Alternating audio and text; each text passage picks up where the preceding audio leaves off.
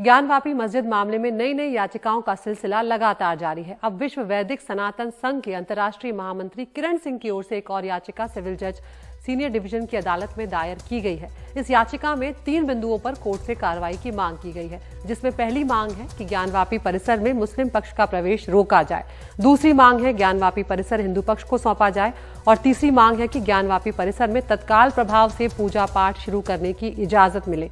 इस याचिका को स्वीकार कर लिया गया है और इस पर आज सुनवाई होने जा रही है।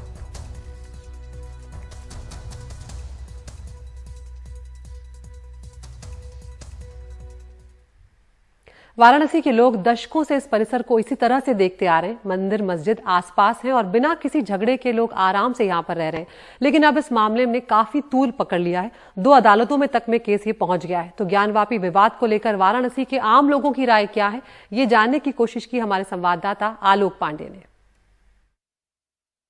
हम इस वक्त बनारस में हैं और जैसा कि हम सब ने देखा है पिछले कुछ दिनों में यहाँ पे ज्ञानवापी वाला मुद्दा सबसे ज़्यादा छाया हुआ है। तो हम ये जानना चाहेंगे यहाँ पे लोगों से कि वो क्या सोचते हैं। उसके पहले मैं आपको ये दिखा दूँ, ये बनारस का नाश्ता है और यहाँ सुबह सुबह आपको पूरी कचौरी, जलेबी, समोसे, इस तरह की चीज़ें ज़्यादा मिलेंगी। कुछ लोग शायद ये कहें कि भाई ये हेल्थ के लिए ठीक नहीं है, लेकिन हमारी हेल्थ तो इसी से चलती है भाई। अगर आप अखबार पढ़ रहे हैं, आपने बताया कि आप रोज़ पढ़ते हैं अखबार, ये बताइए कि पिछले पूरे हफ्ते या 10-15 दिन में जो ज्ञानवापी को लेके मुद्दा हुआ है, उसके बारे में आप क्या सोचते हैं? पहले उसके बारे में सोचना ये भी है कि जब से ये प्रकरण उठा है तब से थोड़ा मार्केट जो है डिम हो गया। यात्री आना जाना थोड़ा सा उसका प्रभाव पड़ा है। यात्री आना जाना, ये जो भी मार्केट आप देख रहे हैं ये कल से शुरू हुआ है। मौसम थोड़ा सा करवट लिया है, इसकी वजह से कल से मार्केट शुरू हुआ है। अब क्योंकि ऐसा माहौल है और लोग जो है चारों तरफ जितनी मुँह उतनी बात समझ रहे हैं, तो इसका असर तो मार्केट के अंदर और लोगों के अंदर थोड़ा सा पैदा तो होगा ही। तो जो बाहर के लोग आने वाले हैं संकोच बस नहीं आते कि चलें, क्या है क्या नहीं है, ये भाई इसका असर यहाँ के व्यवसायियों पर पड़ रहा है। क्या नाम है आपका? संतोष कुमार उपाध्याय। संतोष जी, ये बताइए कि मैं इन लोग से यही पूछ रहा था कि ये जो पूरा ज्ञानवापी को लेके पिछले कुछ दिनों में हलचल मची है, उसके बारे में आप क्या सोचते हैं? ज्ञानवापी तो ऊपर से देखने पर पूरा जो है मंदिर की तरह ही दिख रहा है। तो जहाँ तक है पूरा के मंदिर ही है। कुछ लोगों का ये कहना है, खासकर विपक्ष का, कि इस तरह के मुद्दे इसलिए लाए जा रहे हैं कि जो मेन इश्यूज है जैसे महंगाई, तेल का दाम, इस तरह की चीज़ों से डाइवर्ट करने के लिए, ऐसा विपक्ष का आरोप है। नहीं, वो तो अलग बात है, राजनीतिक कुछ कारण हो सकता है, लेकिन ये तो काफ़ी दिन से मुद्दा चल रहा है और ये जो है सरकार ने इसको जो है पिटीशन दायर नहीं किया है। इसको तो जो है जनता में आम नागरिक ने इसको दायर किया है। तो इसलिए ऐसे कोई बात नहीं है। अगर राजनीतिक कारण होता तो राजनीति वाले इसमें लिप्त रहते। कोर्ट का जो भी डिसीजन होगा वो हम लोगों को सम्मान्य होगा।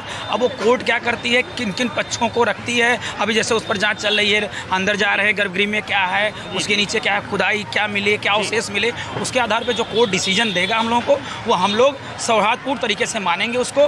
मंदिर होगी तो मंदिर का वो मिलेगा, मस्जिद होगी मस्जिद का मिलेगा। लेकिन अभी तक जो अवशेष मिले हैं, जो मीडिया के माध्यम से, जो अन्य माध्यमों से पता चला है, जैसे मीडिया के माध्यम से पता चला कि शिवलिंग मिला है, तो अभी तक तो मुझे जहाँ तक लगता है कि मंदिर के ही अवशेष मिल रहा है। मुझे ये लगता है, जैसे आपने अभी महंगाई की बात, मुझे नहीं लगता महंगाई है। अच्छा, आप यहाँ से कहीं बाहर चले जाइए, क्या महंगाई है, एक चीज़ आप बता दीजिए महंगाई है। लोग क्या सस्ता है उस पर ध्यान नहीं दे रहे हैं। अभी मैं दर्शन करने गया था, आप बताइए 10 रुपये में फूल मिल रहा है। पेट्रोल और डीजल की बात कीजिए, आप पेट्रोल डीजल मान लो इन्होंने कई शिफ्टों में 3-3 रुपये बढ़ा दिए, वो लोगों को दिखा, लेकिन 8-10 रुपया कम कर दिया, सिलेंडर 50 रुपया कम कर दिया, वो तो नहीं दिखा। सिलेंडर उज्ज्वला के लिए 200 रुपये कम हुआ है, 200 रुपये कम, लेकिन तब भी 800 रुपये भी तो बहुत बड़ा दाम है ना सर।